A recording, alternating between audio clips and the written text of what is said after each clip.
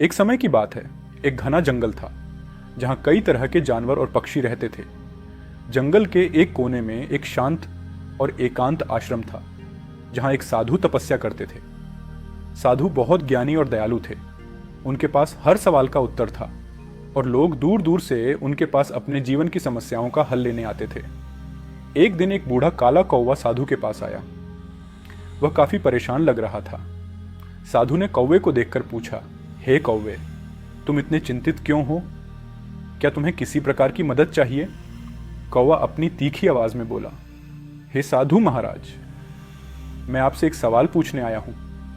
मैं बहुत समय से देख रहा हूं कि दुनिया में कुछ लोग बिना मेहनत के भी सफल हो जाते हैं, जबकि कुछ लोग बहुत मेहनत करते हैं फिर भी उनके हाथ कुछ नहीं लगता। आप ही बताइए, क्या जीवन में बुद्धि बड़ी होती है या भाग्य? साधु मुस्कुराए और बोले, तुम्हारा सवाल बहुत गहरा है कौवे। इसका उत्तर तुरंत देना संभव नहीं है, लेकिन मैं तुम्हें इसका उत्तर देने से पहले एक परीक्षा लेना चाहता हूं। क्या तुम इसके लिए तैयार हो?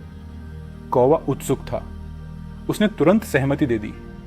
साधु ने कहा, मैं तुम्हें एक काम दूंगा।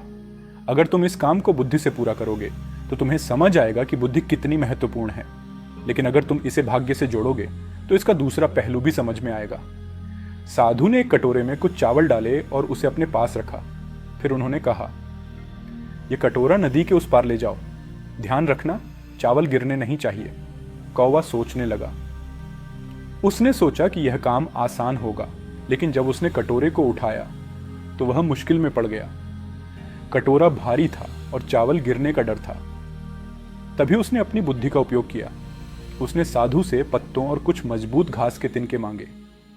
उसने उन तिनकों से कटोरे को मजबूती से बांधा और उसे अपनी पीठ पर लाद लिया। कौवा धीरे धीरे उड़कर नदी के उस पार पहुंच गया और कटोरा साधु के बताए स्थान पर रख दिया।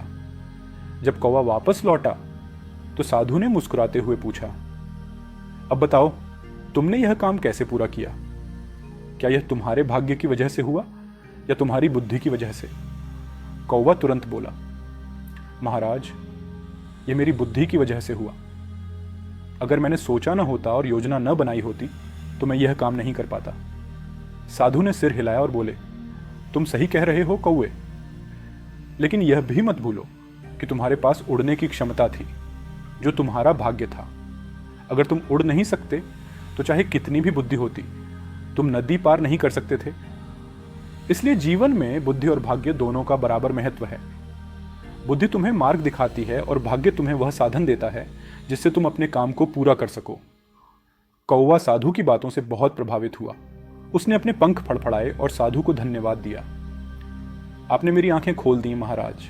अब मैं समझ गया हूं कि बुद्धि और भाग्य दोनों ही एक दूसरे के पूरक हैं। केवल एक के सहारे जीवन में आगे नहीं बढ़ा जा सकता। कौवा खुशी खुशी उड़ गया और साधु अपने स्थान पर लौटकर ध्यान में लीन हो गए। इस कहानी से हमें यह सीख मिलती है कि जीवन में केवल बुद्धि या केवल भाग्य पर्याप्त नहीं है। दोनों एक साथ मिलकर हमें सफलता की ओर ले जाते हैं। बुद्धि हमें सही रास्ता दिखाती है और भाग्य हमें उस रास्ते पर चलने का अवसर देता है।